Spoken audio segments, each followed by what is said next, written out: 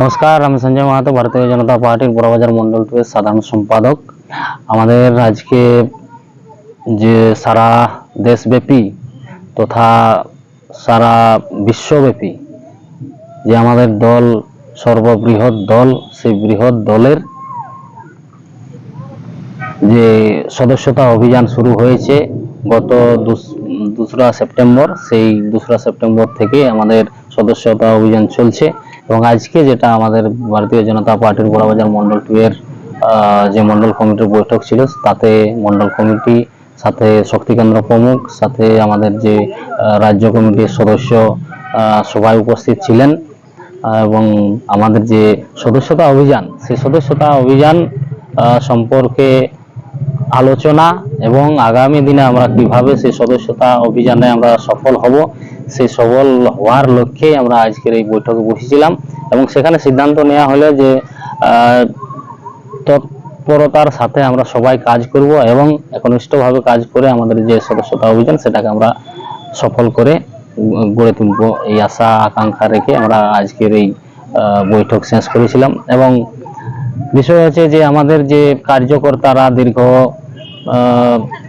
ধরুন যে লোকসভা নির্বাচনের পর থেকে আমাদের যেভাবে সংগঠনের হয়তো কোথাও না কোথাও একটু খামতি থাকার জন্য লোকসভা নির্বাচনে আমরা তেমনভাবে রেজাল্ট করে উঠতে পারিনি, তার বিষয়ে আমরা খতিয়ে দেখবার জন্যে আমরা প্রতিটা বুথে, এই মণ্ডলের প্রত্যেকটা বুথে তথা এই বাঁধন বিধানসভার প্রত্যেকটা বুথে আমরা আমাদের কর্মীরা পৌঁছাবে এবং কি জন্যে আমাদের এই ফলাফল হয়েছিল সেই ফলাফলের আলোচনা আমরা খতিয়ে দেখব। এবং আগামী দিনে যে 2026 যে বিধানসভা নির্বাচন, সেই বিধানসভা নির্বাচনে আমরা কিভাবে এই বাঁধন বিধানসভায় কিভাবে আমরা জয়লাভ করব, তৃণমূলের হাত থেকে নিস্তার পাবো, বা জনগণ কিভাবে তৃণমূলের এই সন্ত্রাস দুর্নীতির থেকে নিস্তার পাবে, তার আমরা প্রচেষ্টা করব এবং আমাদের লক্ষ্যে আমরা পৌঁছাবো। এই পর্যন্ত আপনারা যে ভারতীয় জনতা পার্টি মানে কর্মসূচি রেখেছে, তো কি কি কর্মসূচি আছে আমাদের? কর্মসূচি দেখুন, শুধুমাত্র যে ইলেকশন আসলে পরে যে কর্মসূচি থাকে সে বিষয় নয়। তার কারণ আমাদের যে দল, সেই দল কেন্দ্রীয় দল, এটা আঞ্চলিক দল নয়, যার ফলেই আমাদের 12 মাসের মধ্যে 12 মাসেই আমাদের কার্যক্রম থাকে। তার মধ্যে অন্যতম একটা যেমন সদস্যতা অভিযান, তার সাথে সাথে আমাদের যে বর্তমানে যেভাবে তৃণমূলের অন্যায় অত্যাচার চলছে, যেভাবে আরজি করের ঘটনা ঘটেছে, আরজি করের ঘটনার প্রতিবাদে আমাদের প্রতিনিয়ত প্রতিদিনেই আমাদের এই কার্যক্রম চলছে।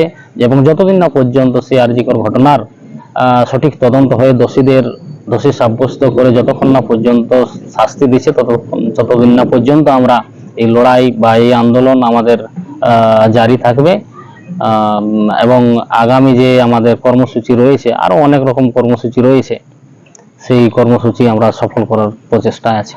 দেখুন, ব্যাপার হচ্ছে যে আজকে পশ্চিমবঙ্গের যেরকম অবস্থা, তাতে করে যে তৃণমূলের দ্বারা পরিচালিত যে সরকার চলছে, তো এদের কাছে থেকে এইটুকু আশা করা যায় বা এরকম আশা করা যায় যে এদের এহেন কাজ না যেটা এরা করতে পারে না। দুর্নীতি থেকে ধরুন, দুষ্কৃতি থেকে ধরুন, ধর্ষণ থেকে, অপহরণ থেকে সমস্ত কাজে এরা পারদর্শী। তাই এদের কাছ থেকে কি বা চাওয়ার আছে? পশ্চিমবঙ্গের অবস্থা যার জন্য আজকে এই পরিস্থিতির মধ্যে পড়ে আছে।